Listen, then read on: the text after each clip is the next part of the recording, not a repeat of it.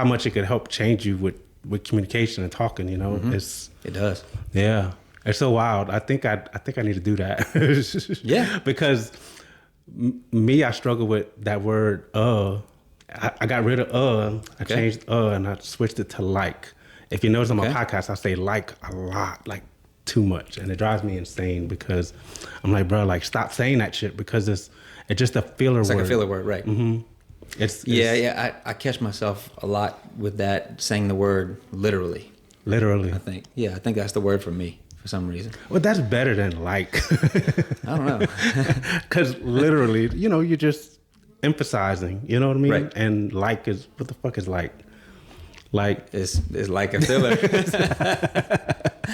Hey, welcome to the Be More Happy Show, the podcast that's all about boosting your happiness and helping you navigate life's challenges. I'm your host, Morris Mo Chasson, and I'm excited that you're here and being a part of this new season, Resilience Revolution. We'll be deep diving into the power of resilience, the ability to bounce back from setbacks, adapt to change, and thrive in the face of adversity. It's time to embrace challenges as opportunities for growth and unlock your inner strength. We will be joined by experts, thought leaders, and everyday heroes who have faced life's curveballs head on and came out stronger. Together, we'll explore practical strategies, share inspiring stories, and equip you with tools not just to survive, but to thrive in the midst of life's storms. So whether you're going through a tough time, seeking personal growth, or just looking for a daily dose of inspiration, join us in Resilience Revolution. Get ready for a season of empowerment, insight, and a whole lot of joy. This is the Be More Happy Show. The Resilience Revolution starts now.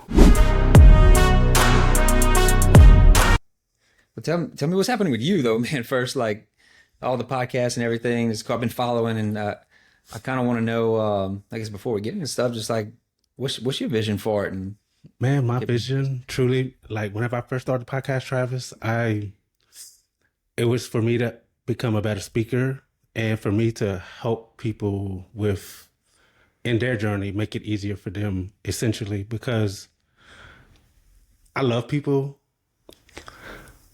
and I love for people not to struggle, especially mentally, you know, because so many people have other struggles, but mentally is the biggest and most important thing, because if you're not right in here with yourself, you can't be right everywhere else. Right. You know what I mean? So if you could fix this, your mental state and your heart, like just everything is better. You're already touching on something that I thought about a lot before coming in today. And I think people, you know, a lot of people don't ask for help, right? People aren't comfortable asking for help, but I think people do like help and may want help.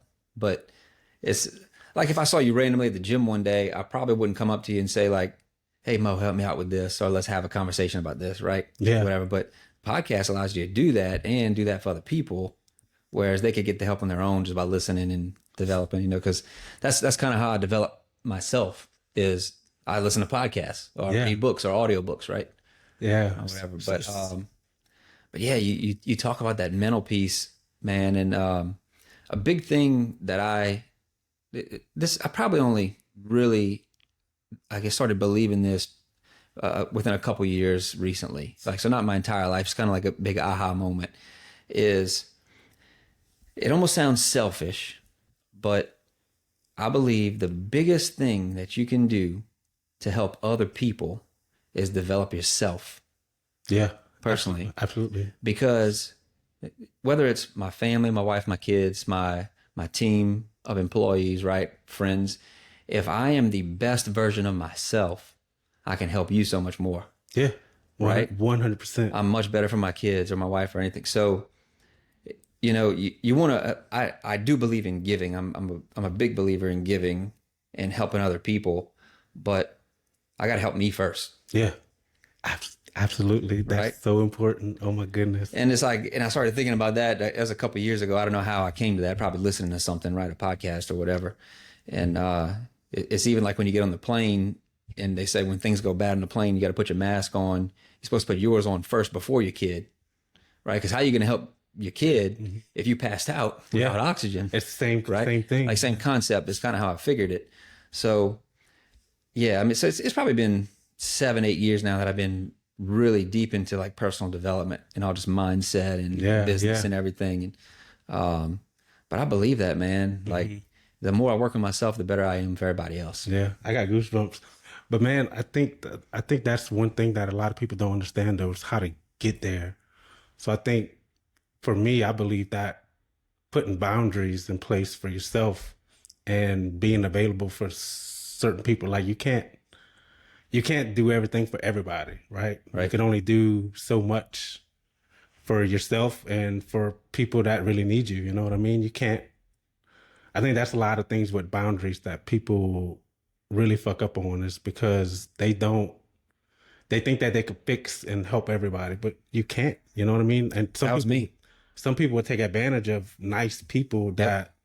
that are helping. You know Yep. what I'm saying? And I feel like that happens to me a lot sometimes. But Like I know by nature, I'm a people pleaser. yeah, That's what I like. I've always been that way. I think it's good to be that way. And but But it is, you but gotta when have you're trying to please boundaries. everybody, Yeah, then you end up yourself not being pleased, right. Absolutely, right? 100%. And you spread yourself too thin. And it's kind of like you could be good at a lot of things or great at one. Like you can't be great at everything, right? Right. It's kind of like that. So I know. And that's and you mentioned something there. That's probably the biggest challenge for people, and even was for myself. Is like no matter what podcast you listen to or book you read or anything, is people always tell you it's all generally the same idea and things, right? Yeah. But it's like, how do you actually put that into place? And how do you get out of a rut that you're in? Like you're telling me all this, but how do I apply it and how do I do it? And part of that I was just thinking like before we did this, like how could I help people or bring something to the table, right, in a conversation? And the one thing I gravitate to in all the people I listen to and follow is authenticity. It's like just the more real you are and honest you are, I like that. Whether it's good or bad, I don't care if the truth is great or terrible. Right. It's the truth, Right. right? And people, this may be America nowadays. They're just too soft, right? Like everything got to be okay for everybody, and I disagree with that. And I'm someone that if something should not be a way and the truth is hard, I want to know it though. Yeah. Absolutely. Like I can handle it. It's cool. Like just tell me the hard stuff. I just want to know the real stuff. Right. Right. So like anytime I talk to people about just stuff in general, I always tell them like, you probably don't realize how much of an open book I am. Like I've done well in business. I've completely fallen on my face in business. And you want to know the ins and outs of every dollar? I'll tell you. Like, is to help you along the way. I don't want you to be like, oh, you just work hard, or you just fight through stuff, and you're gonna be okay. No, that's like sugarcoating. Like I'll tell you the real stuff, right? So it's being really authentic and being really truthful with people, and maybe that's the best way. I don't know for sure, but maybe that is to get them kind of going. Yeah, dude. One of our last conversations at the gym, we were talking, and that was what I gravitated like a lot more towards you. Like, and that was something I really didn't know, but how open you truly are. So I was like, dang, like I want to do a podcast with this guy because I like that authenticity. I like that you open to share anything, right? Like you just said, you're an open book. Yeah. So I was like, I want this guy on my podcast, and I asked you and you was like, fuck yeah. So I was like, dude, I was so pumped. Like, yeah, because it's real life. Yeah, absolutely, bro. And I love that you were looking for ways to inspire people, to give people that value, and I love that. That's fantastic. Because that's what it's about, that's what it's all about. It's helping each other. And maybe if one person listens to something and like you might not, I don't know what kind of impact you think you're making on people. I have no idea in your own opinion, right? But I guarantee you're impacting somebody. And if you impacted one person, it's worth doing it, and it's worth doing it again and again. So if one person picks up something and it helps them kind of get over that edge or make a move or something, then it's worth it, man. Yeah. At the end of the day, the person themselves still got to take the action and actually do something. Absolutely. It's not just going to come. Right. But it's funny you say that, Travis, because look, this past Friday is the first time I put my offer out there to people. I created a post offering one-on-one coaching. Okay. It's the first time I did it. And it took me so long to get to that point to do it because I had to prove to myself over and over people that I'm actually able to help create change and inspire people to have a better mindset. But it took me 20, 15, 20 people to actually believe that I could do it, right? So, and then Friday, whenever I posted it, like nobody even like bought into it, right? Nobody booked a call. Nobody bought it's $150 for an hour and a half session, right? So I was like, bro, like, dang, like nobody got it. And sometimes I feel like, I'm sorry. I used to feel like those people are stupid. Like, what y'all don't know how much this could help you if you would just get this. They are ignorant. They really don't know. Yeah, yeah. But that's where it comes back to me. It's because I didn't show them what they could get from it, right? Like I explained a little bit, but it's not enough. Like I need to do it 3, 4, 5 times because I can't expect everybody to have seen that video, right? Right. Just one post. So yeah, 5 people might have seen it. I don't know. So before, whenever I did stuff like that, I would post one time and be like, oh, fuck, nobody wants to do. Damn. It's discouraging. You give up or something, right? Yeah. And I posted something similar to that like months and months ago, but I got scared. I was like, man, like nobody wants it. Like I suck. You know what I mean? But this time here, like I know what the fuck I'm capable of. So now I'm going to post something similar to that video. I'm going to change it, but I'm going to make it better, make it more relatable in a sense. You know what I mean? So it's just wild. I don't know why I went there just now. No, I know. But and I'm thinking while you're saying all that, I'm thinking of a guy that we talked about. Is Alex Hormozy. Oh, right. Man. So when you read his book, what does he say? You got to give so much. Yeah. Right. Like you make your offer so good that people feel stupid saying no. Yeah, absolutely. So you have to in your videos or whatever you're using to put out there, portray enough of so much value that people are like, man, $150 is nothing. Yeah. Like, yeah. Right. Like it's a no brainer. Right. So it's how do you do that? Yeah. Exactly. Yes. I love that you brought up Alex Hormozy because I'm all over that guy right now. Like, I followed him for a while. Yeah. God, I wish I would have listened to him like years ago. You know what I mean? But it's crazy because look, he's been at it since 2010 or 2011, something like that. Yeah. He's pretty young in general. Yeah. Yeah. And he's just getting, not just now, but he's like big, Yeah. and it takes time. And I think a lot of times people compare themselves to bigger people. So a lot of times they're like, man, I can't do that because they compare themselves to this person up here that's been doing it for 10, 20 years, right?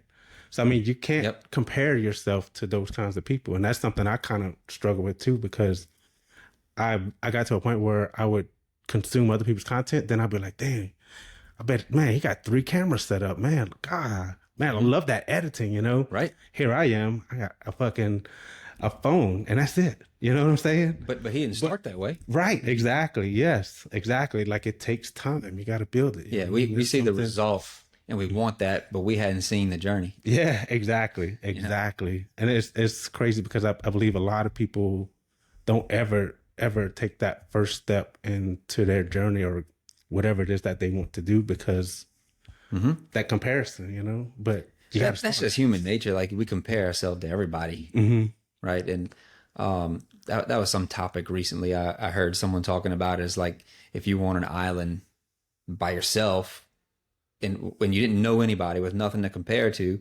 you would think you're the best looking person on the planet, right? You're the happiest, most confident, right? Right, because there's nothing else there. Right? Yeah. We only think we're less than because either we're influenced by other people saying that or portraying that, and we're comparing ourselves to someone else. Yeah. Right. Yeah. It's so true. So it's funny how just humans are. We're all guilty of it. Yeah, absolutely. So Travis, I want to switch the subject up a little bit and talk about resiliency. What does resiliency means to you? So the first thing that comes to mind is like just when I've gone through my hardest parts of life, right? And how do you get through that?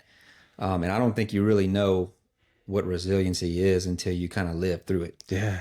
Until you experience something bad. Because like my upbringing, for example, I'm very blessed and lucky. I had great parents, easy childhood, like anything I would have needed or support is there, right? Like to me, like to being set up for success. Yeah. Right. It was there for me to take it. And then 2017, I opened up a gym, bought a gym, opened it up. And within 12 months, all at the same time, gym like fails, goes out of business, falls completely on its face. And I go through a divorce at the same time and lost. In 2017? Lost a ton of money. Like by December 1st, 2018, we were out of business in the gym a year later.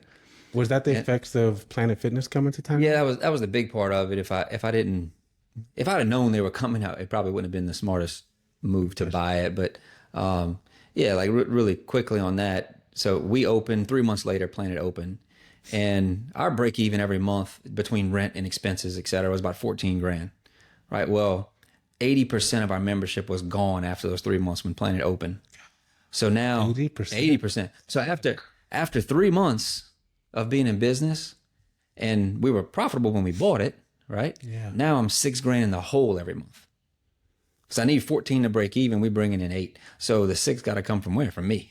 So after 12 months of sweating that and panic and like going through it, there was no surviving. And that was at the same time going through a divorce. Yeah. God. Yeah. Dog. So I was getting hit financially from everywhere. Yeah. Good Lord. So, you think you go through tough things and then you go through really tough things. And there's people that have been through way tougher things than that.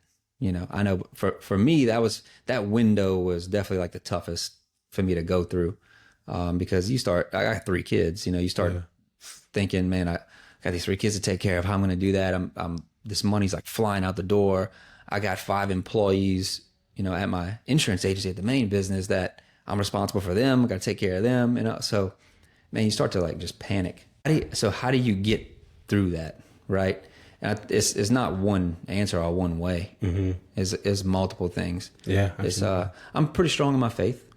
I would say. I grew up Catholic and I listened to a lot of Christian based things, but, part of that was like, so at the same time I bought the gym, I started working out. Right? I had never really worked out before 2017. Really? Yeah. That's crazy. You always look like a fit guy to me. Like ever since I've met you. I was like, I was so out of shape, up until like 2017. I was like 6 foot, 140 pounds, like just bones. Really? Yeah. Skin and bones. That's crazy. Man. Yeah. That's cool. So you put on a lot of muscle since then, right? Yeah. So I'm like 180 now. So, that's a good job. I put on some weight, in a good way, but that took a while and a lot of discipline and learning what to do there.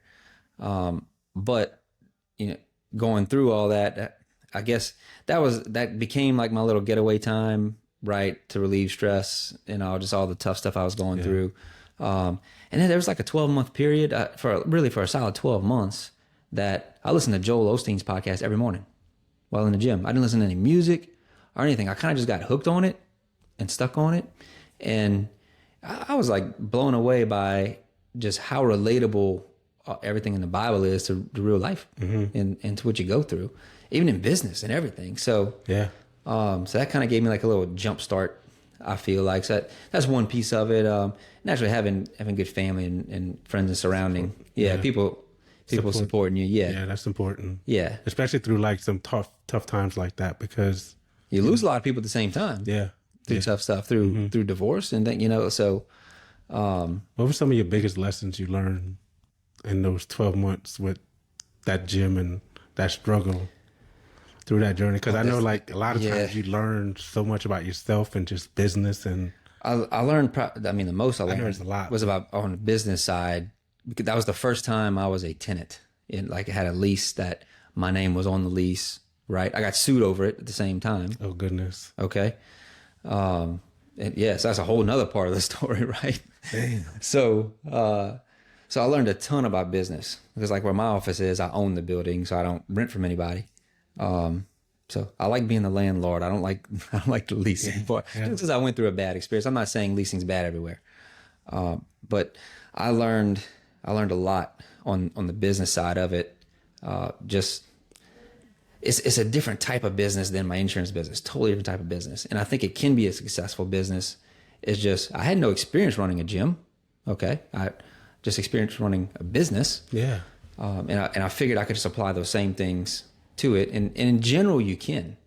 But man, I feel like if I'd have had a little bit more time, like let's say Planet didn't come in, I had a few more months, I could have really kind of studied and got better at the gym side of the business. Yeah. And got things going there pretty good. I have confidence in that.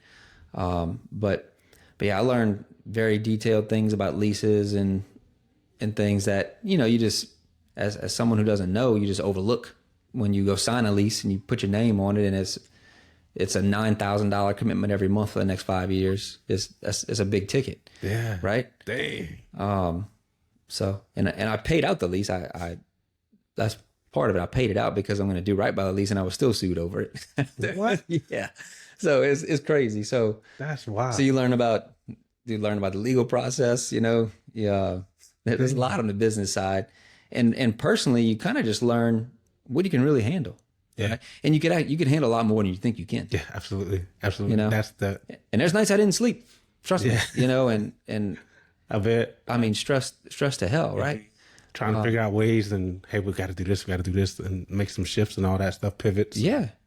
I was always Yes. a person that, like besides my house and my car, right? Like those things, I never carried any debt at all, credit card debt, nothing. And now my whole financial world seems like it's collapsing. For the first time, I gotta put some money on a credit card, and it's freaking me out. Yeah. Right? Like I can imagine. So you really learn what you can handle, and then it's just time. When you're in a ditch, if you're in it for a while, you kind of learn how to dig out of it, or it's like you're stuck at first, and you end up getting unstuck.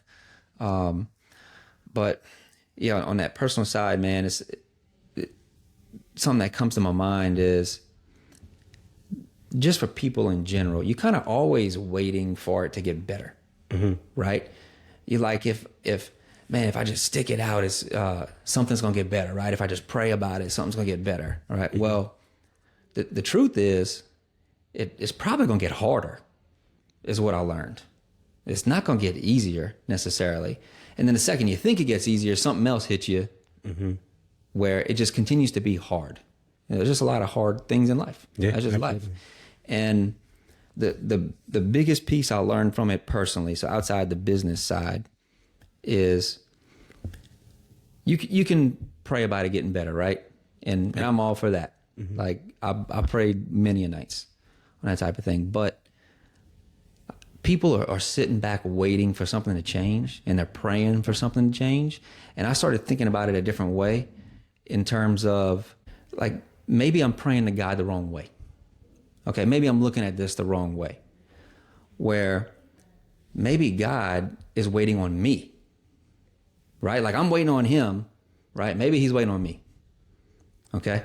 So anytime you want something to change in your life, when I start thinking about it now, I start thinking, if I don't change anything, how am I going to expect it to change? Facts. Right? Yeah. Like it's like, it's almost like common sense. So, and that's people, like people just kind of sit stagnant in no matter what piece of life they're in, personal, business, etc. Could be in the gym. It don't matter what it is. Like if you're not getting a result that you want, and you're just sitting back and waiting for God to take care of you, something to happen, maybe he's waiting for you to take the right step. Yeah. Right? Yeah. On the path that he's trying to lead you towards. Yeah. And he needs some help from you. So like I gotta change something if I want things to change. Right? Absolutely. So that's kind of how I've just approached like everything since then. If my business didn't hit the production numbers that I want every month, I got to start looking, hey, what we've been doing. If we keep doing the same thing, we can't expect anything different. Yeah. Right? So we got to think of doing something different. If I'm trying to gain in the gym and I hadn't gained in 3 months, well, I got to change something. I got to change what I'm eating, or right, or what I'm doing. So that's probably like the biggest like aha thing I kind of learned. Before. I think that's the most powerful thing anybody could truly learn and put into practice, because like you said, the shit don't change if you don't change, No, I'd be stupid to think otherwise. Yeah, right. But it's so wild because a lot of people in their journeys don't realize how big that one little thing is, just change what you're doing or change how you're thinking, Yeah. because It's like, oh, no, it's you gonna just, get better. It's gonna be fine. No, it's not. This is like, if you're not doing anything to yeah, make it better, like, right, how's it going to get better? right. Right. So you got to know your action plan, your steps, what you got to do to make it better. You ever heard the story about the man? I think he was like in a flooded house or something like that. I don't think I heard that. No. God gave him a hammer to bust through the ceiling, and then like he got into the attic or whatever, and Okay. God sent him a helicopter, and he was like, God got me, like, so like he got on the roof waiting for God to save him, and apparently like he didn't get on the helicopter. The helicopter came to get him 2 or 3 times. He never got on the helicopter.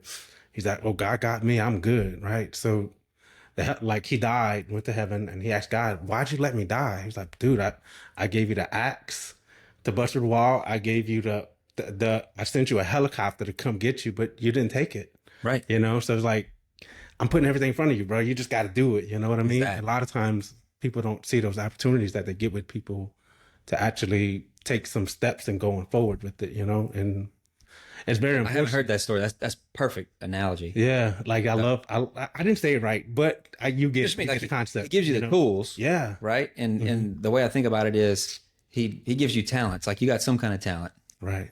right? Or natural ability of something. And if you're not using that, then you're falling short. Yeah. Like, Or the desire to do something and never doing it, like God gives us that desire that we want, and sometimes people don't believe in those desires because they're like, oh, I can't do that. You know what I mean? They automatically reject it, or they'll get excited about it and think that they could do it, but then that fear it goes away. And Bob Proctor, I don't know if you ever heard about Proctor. Bob Proctor and John Canary. Bob Proctor, I guess I would call him a philosopher in a sense, but he was back in the 80s, like he was the big guy with mindset stuff, Tony Robbins and all of them. yeah, I know Tony. They basically whenever I listen to it, I feel like, man, like they got that story from Bob Proctor, because it was all kind of that kind of stuff. Like reuse. Yeah, yeah. But they talk about desire. Desire is the language of spirit. And spirit's whole purpose is for growth and expansion. So as long as we're growing and expanding, like we're doing what God wants us to do, basically, It's not for us to be stagnant and not doing anything, So, Right. Right.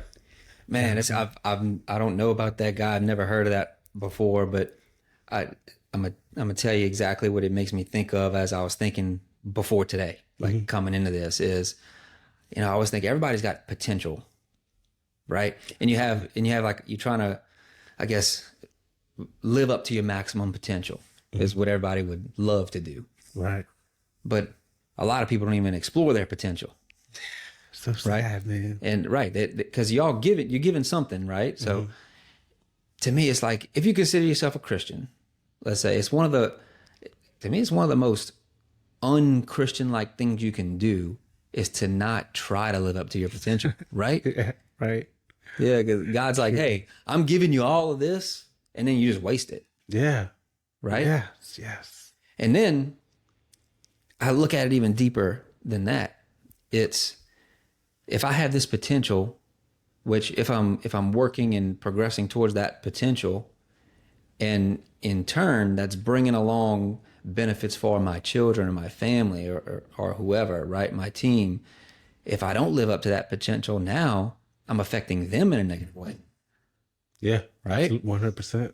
So, man, there's so many layers to this thing, but none of us may ever achieve our maximum potential, right? But I think we always got to be working towards it. Like you got to be using your talents and progressing forward some kind of way. Yeah, absolutely. Because it was given to us. So let's use it. It's so funny, man, you say that, because just a couple of nights ago, I was reflecting on myself and my journey and listening to certain people talk and understanding their mindset and understanding where they're at. It's mind-blowing, because I was there just a couple of years ago myself. I'm not saying that I'm better than anybody by any means, but my level of understanding things that most people don't, I believe is superb, especially to like to the people around here in Houma because of that small town, small mindset, Yep. you know. Yep. Yep. But yesterday we was riding with the in-laws and we were looking at Christmas lights and they were talking about my father-in-law was we were riding in some neighborhood and they're not well off, my in-laws, and we're not that well off either financially. But we were riding in a rich neighborhood. I forgot exactly what neighborhood, but he was like, look at them rich people, you know, like, and he was like, he said something along the lines of, I don't want to be like that. I'm happy where I am, you know? And I'm like, bitch, you were not happy where you are. You were just bitching about not having money yesterday. Right. Right. You know what I'm saying? So, but it's wild. Then like he shared a story about a little kid. Whenever he used to deliver water, he went to this rich person's house, and the little kid was like so rude to him, about to shoot him with a BB gun and stuff. But like it was all because of the way he explained it was because they had money. That little boy was disrespectful, right? But dude, that has enough like, dude. It's like nothing to do with it. Right? But that's the money mindset that the older, I feel like a lot of older people lack. Because Smaller town people. my dad was like that. He hated rich people. He's like, oh, they think they better than everybody, blah, blah, blah. You know what I mean? So like that was something I had to heal from with the coach because I had that mindset too. Excuse me. So I understand where they get it from, but it's funny to see it and realize in real action with people and be like, dang, bro, you got to heal from that. Like that's not the way to think, because if you keep thinking that those people are evil and not good, like Right. you're never ever going to be that person, or like a person with money, right? Because you rejecting it, you know what I mean, before you even get that blessing. So What's cool is I guess I'm thinking here because you tell me if I'm wrong. The reason you don't think like that anymore is because you started putting the right information in your head about podcasts or whoever you're listening to, right? Yeah. You start developing yourself to think bigger and differently. absolutely. You know, whereas if you didn't do any of that, you think the same way. Yeah, exactly, man. And it's just it's so wild. Like I love that whole growth. I don't know. It's so weird, you know. Have you ever you talk to any older like people with that old mindset? I I mean, know you deal with a lot of people. just like customers and things a lot of times. Yeah, I mean, I think it's more. Look, I worked in Baton Rouge for a while as well with State Farm before being in Houma, and when you get to a bigger city, people think a little differently in general. Yeah. 100%. Right. I think it's probably more of just the area. You know, anytime you go to a smaller town where overall probably education level is less, right? Less people have graduated college, whatever, and all. Then you're just gonna get kind of more of that in general. But I don't take offense to it or anything or nothing like that. You know, Yeah. I believe what I believe, and you know, it made me think of somebody. You ever listen or follow Grant Cardone? Yeah, I've read his 10X book. Yeah, it's one of my favorite books. That one. Yeah. He's kind of the one that in 2013 I started listening to him. Damn. And I didn't know who he was in 2013. that's when I that's what kind of changed my personal growth. And he, like, I took off from listening to him. I don't know why. I just gravitated towards him, and I loved 10X, bro. every second of it. Yeah. But he's always said something that you were just talking about. He always said that the people that are always bitching about the money thing, right? Like money don't buy you happiness, is the people with no money. Yeah, absolutely, bro. Look, and look, I used to be that same person myself. Like I don't need money, blah, blah, blah. You know, but like the more money you got, the more money the more you can help other people. Yeah. You know what I mean? And It gives you the most options. Absolutely. Right? Absolutely. It's like we were talking about a buddy of mine. You know, it's like if you had millions of dollars in the bank, and then let's say you're diagnosed with cancer. Well, now it gives you options. You can go anywhere in the world you want to go, get treatment, find the best doctors, spend money however you want Yeah, to absolutely. try and find, right? But when you got no money, then you're just stuck to whatever they give you. That's it, right? Right. So, yes, I don't know why people associate money with a negative, you know, because it can be a lot of positive, Yeah, absolutely. right? I've seen people, I'm from Thibodeau, I know people have donated to like my high school like millions of dollars for things. Yeah. So yeah, it's just more like a small mind thing. But I love Grant. Yeah, me too. I still love I do. listening to him. Yeah. I do. I watch it. I follow him on Instagram too. So, and the other day he actually did a video with his daughter, and he was just giving her like some pointers on money and how to manage money. You know, and I love to see that I think because Sabrina probably. because in the school system they don't really teach you shit about money, marketing, or Oh, I said nothing real life. yeah, nothing useful you Right. could use You later. develop your I guess learning capability or your brain power, whatever, like through math and science and all. But there's no kind of finance. Like I mean, look, I got a finance degree from Nichols, okay, but it's different from the finance you deal with on a daily basis. Yeah, absolutely. Right? It's not like real world money kind of things, but yeah, stuff like that. And Even with a degree, you would think because of college that you would have learned so much, but I think you learn more through experience versus yeah, like tell me this: what you think in terms of your money? What's one of the most important things you think to a person when it comes to money or their ability to buy things or get things? Wait. Do you know where I'm going with that? Wait, say that again. So probably the number one thing to your name Mm-hmm. in your ability to buy things or purchase things is what? You know where I'm going with that? No, I don't. Your credit. Oh yeah, yeah. Okay. Well, tell me anytime through high school or college that they teach you on developing your credit and having good credit. Never. Right? Never. It's not going to happen. Right. Where when you get out of college and then you want a car or you want a credit card or whatever, people don't have a clue About how to interest have rates. good credit or build the credit. All right.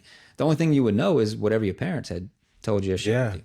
yeah. That'd be it. And I think that's so important. That's something I would like to do as to give back in a sense, like 14, 15-year-olds eventually, like to get with them and, hey, look, let's set up a plan for yourself, like we're I've thought going to about that. learn finances. You know what I mean? We should do it. Yeah, that'd be a good We should idea. do that Like eventually, bro. you could easily have a seminar of like 20 people Yeah, come absolutely. in and then we talk about credit and all. Like my son's 13. I just got him a credit card. Like it's a debit card, right? But it's an app. He got his own card. I put money. It teaches him how to budget and it's all on it. So he's 13 years old. If the kids were more knowledgeable on that, it would make the world a better place, I think, for everybody. Because 100%, man. whenever I used to sell cars, it was so disappointing whenever a 21-year-old came to the lot. He's like, hey, man, what I got to do to buy a car? Like, how do I...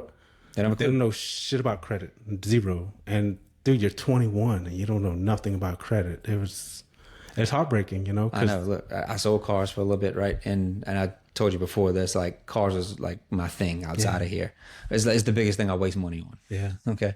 But I've even thought like having classes on how to buy a car and how to negotiate a car deal and all, because most people hate buying cars. Like they like the car part. They hate the dealing part. Yeah, absolutely. Right. Because the process. dealers and everything, yeah, the whole thing. Go and sit at the car lot for all day long or for 8 hours. You know what I'm saying? Yeah. And I must have a sickness because my favorite part about buying a car is the whole process until I get the car. Really? Yeah. Yeah. Because I've been in it and I know the dealership side of it and all. So it also allows me to be very real with them when I walk in and I speak their language. Yeah. Yeah. Right. And it's easy for them and easy for me. It's fun. So I like the negotiating part and the buying part and all that. But most people hate it. Oh, yeah, absolutely. Because they're uncomfortable. Yeah, they're uneducated in it. Yeah, that's true too. Absolutely. That's another thing. Yeah.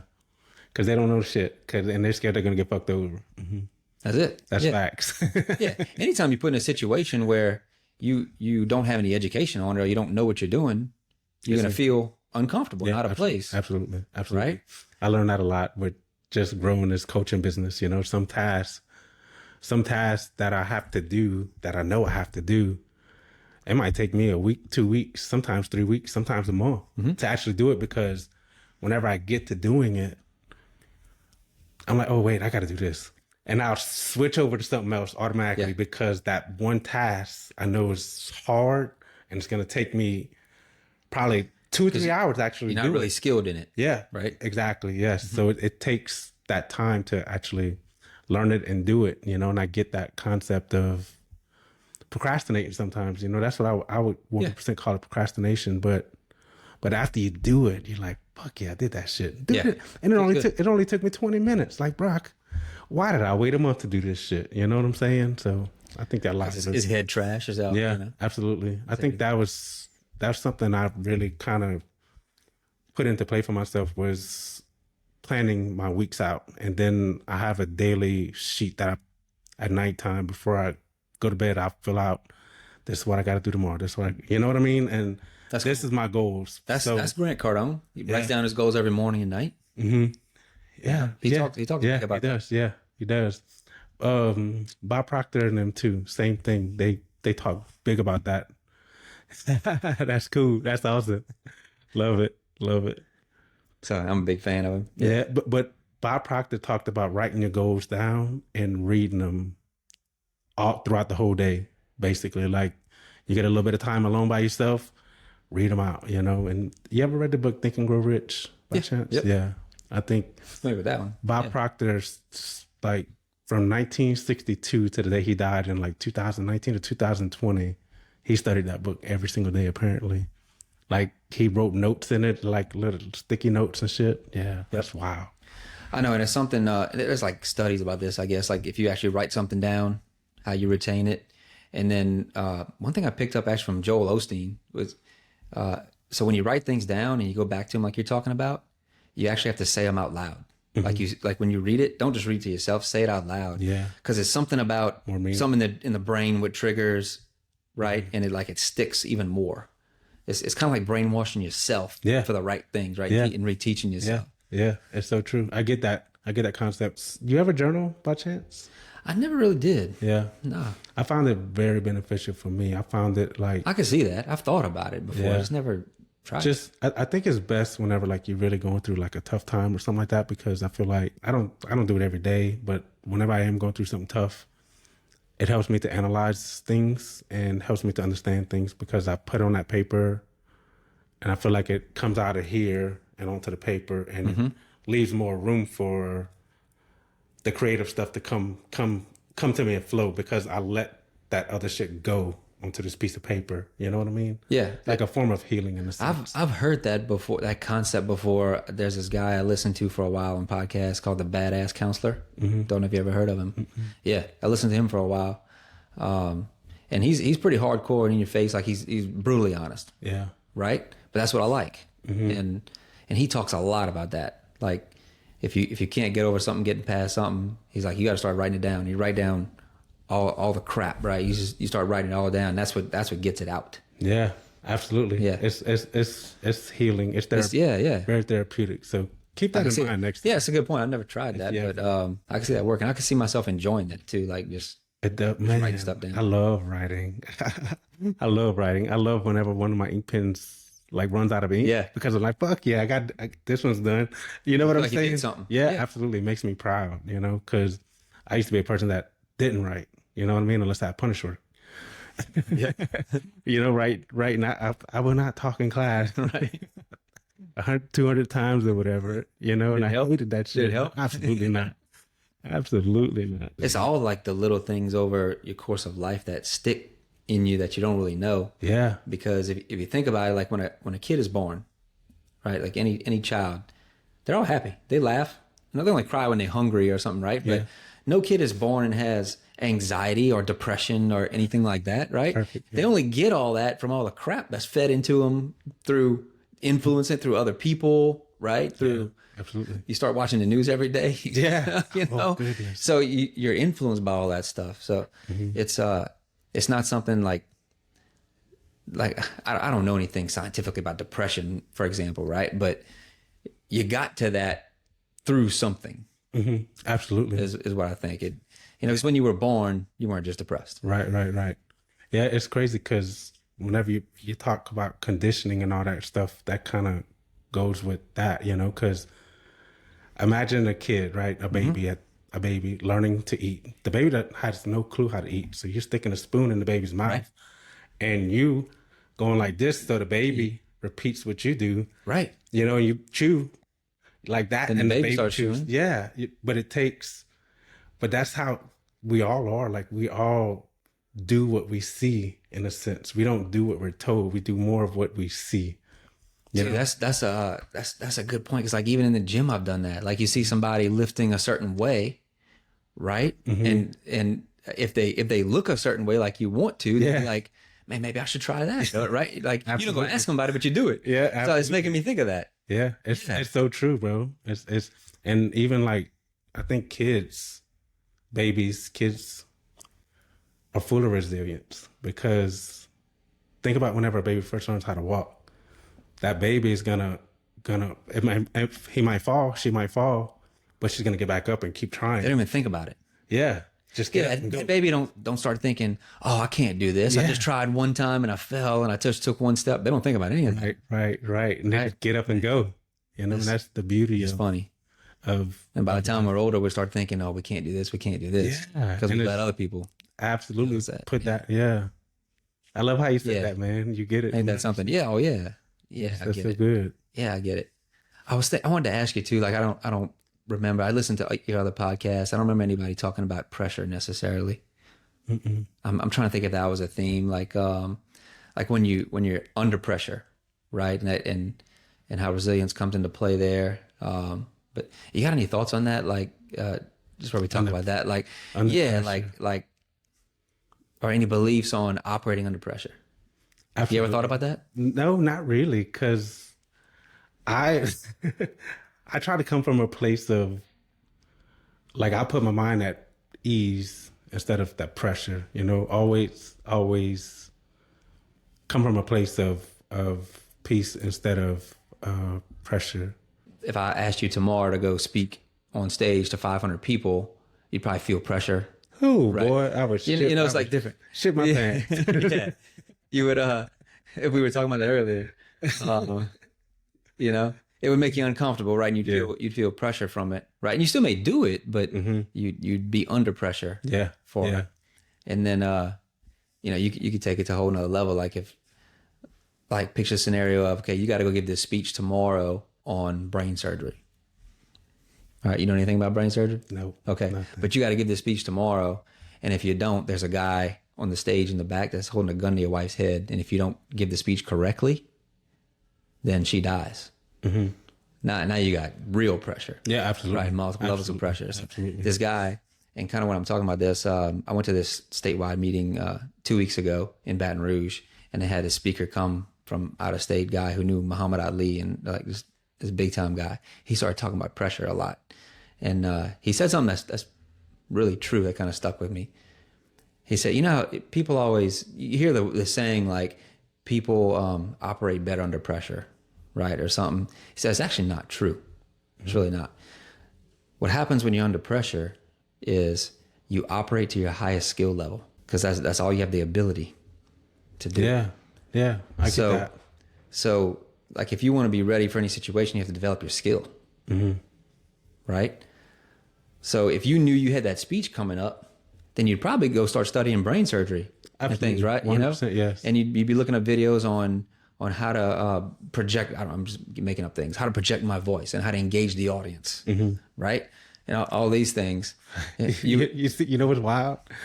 Me, I would think to learn a little bit about the brain first, right? But then again, like you said, the most important part really is to engage the audience because you want to give that good speech, you know, and that's big. Yeah. Yeah. If you got the audience's attention, you might make them laugh a little bit. You make them comfortable and they're paying attention to you. Then it almost don't matter what you're talking about. Yeah, it's true because they're gonna Right. Yeah. at the end. You know what I'm saying? That's how it is, right? That's so true. Like I love how you put that in the concept for me because it's gonna help me a lot in the future. I believe, you know, just moving forward. You know, even like whenever I do want to get on, like that stage thing happens eventually, right? Like that first time on stage, like, oh, fuck. Well, something's gonna happen for you in a positive way. Oh, yeah. And the reason I use that example is, you know, like you started this podcast, right? And how many episodes you have now? This is 27 is gonna be Friday. Dude, that's awesome. Okay, so because most people probably don't make two, I would Yeah. guess. Well, what's that stat you We said something about. I forgot what the stat was. It's like 98% of people don't get past number 3 or something. Yeah. Like that. So you're already in the top 1%, you know, doing 27 of them. But at some point, it might be episode 27. It might be episode 77 or 707. We don't know. You gonna get a call one day and say, hey, come talk to my group on this, Yeah. on something, right? Yeah. So now you got pressure. So what I took away from this guy speaking was you got to be ready for any of those situations and things that can potentially come about. So what I would challenge you to do that you need to start doing now is you got to start developing your skill now. So whenever that's time comes, you ready. Yeah, absolutely. Yeah, you still might be nervous about talking your first time, whatever. I mean, that's normal, right? But you're going to perform to a much higher level. Yeah, absolutely. Absolutely. Right. Thank you, Travis. I appreciate that, man. Right. So yeah, I think about that in my own life. Yeah. Kind of same thing. Dude, they're awesome. Travis, I love talking to you, man. Like, after that good conversation we had last time at the gym, bro, like, I was like, dude, I like this dude a lot, you know? And it's crazy because I appreciate that. We never really talked on a deep level like that. So it was good just kind of seeing each other in the gym. Yeah, hey, how you doing? Yeah. Yeah. But now, like, you told me one day you would listen to Katy Perry. He told me it's on my list too. So really? Yeah. That's funny. My wife was listening to that song, Baby You're a Firework, the firework song. Whatever. I was like, dang, I don't have this on my playlist. I need to put this on my playlist. That's pretty good. Like this one. Yeah. It's pretty good. That's so funny. I listen to Sia a lot too. I don't know if you Sia. She's unstoppable and the greatest and all that good stuff. Like, for me, those are like affirmation type. Yeah. No, I like all that stuff. Yeah. Those songs are like affirmation. Unstoppable song. Yeah, it's good. It's positive stuff. So that's why I like this too, because what people don't realize is, like, by us doing this, it hopefully we helping people, right? But it's developing you and I more than anything. Yeah. It's true connection, you know, like. Yeah, so you never know where it's gonna lead to. I appreciate you doing this with me. Yeah, this will be fun. Yeah, no idea how much I appreciate this. It's gonna be fun, man. My wife actually, she said you excited? I was like, fuck yeah. Hell like, yeah. This dude's like a legend around here. You know? I don't know about that. Like, people don't know it. Like, not everybody knows it, but I know it. Well, and I guess we'll talk some about that stuff, because I thought about things, you know, like before coming on the podcast. Yeah, kind of like what to say, what you don't want to talk about. Is there anything? Yeah, well, like even like the premise of, I'm sure there's a lot of mental notes I have, but even things like when you started, you know, your early podcast, you started the podcast, correct me if I'm wrong, was more about like for introverts to help them kind of step out of their shell. Absolutely. Right? Absolutely. And, you know, like I've gone through the test already, and I'm an extrovert by test, right? But I don't consider myself this big extrovert. I think I'm like kind of on the line between, because I'm still very much to myself. Yeah. A lot. Like if I walked into a party, like it's kind of what they say, like, would you go introduce yourself to all kind of people and things? Like a real extrovert would probably do that, right? I probably wouldn't. But like if you come talk to me in the gym, I'll talk to you for 30 minutes. Yeah. You know, but I'm not going to go out of my way to talk to people. But at the same time, like, I've spoken on stage before. I got no problem. I'm totally comfortable with it, but I don't like advertise myself out there to do it. You know what I mean? Yeah. You're not trying to do that shit. You know, it's just like I don't have any problem doing it, but I'm not. I'm still kind of to myself. Yeah. A lot. You know, that's my big goal, bro. Is to be on stage one day. I just want to.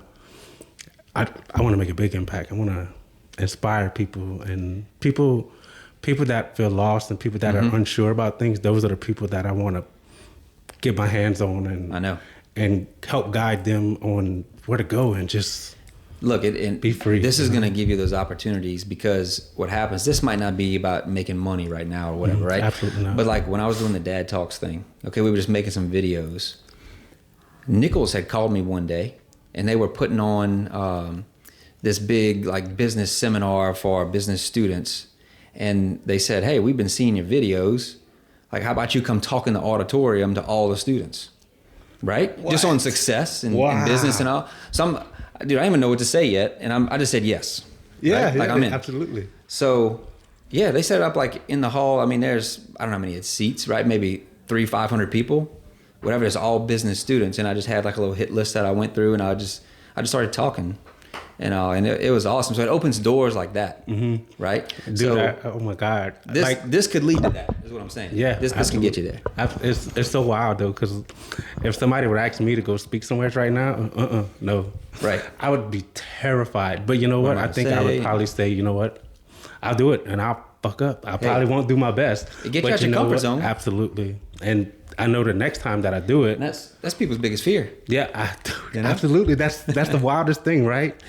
It's so funny because a lot of people say that, especially guys, You know, I'm not scared of nothing.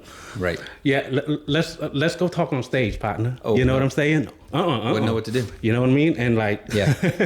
Once you do it once, though, it's like you get this adrenaline, you know, and it's cool. And I guess what opened me up to that was in college. I just took a speech course. I guess you had to, and they put you on stage.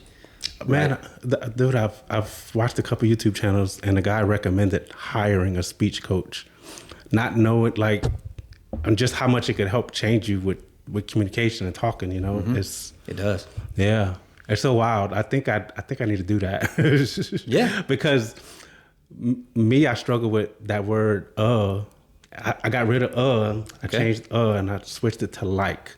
If you notice on my podcast, I say like a lot, like too much, and it drives me insane because I'm like, bro, like stop saying that shit because it's just a filler word. It's like a filler word, right? Mm-hmm. I catch myself a lot with that, saying the word literally. Literally. I think that's the word for me for some reason. Well, that's better than like. I don't know. Because literally, you know, you're just emphasizing, you know what I mean? Right. And like is, what the fuck is like? Like. It's like a filler. Let me Cool. make sure that this was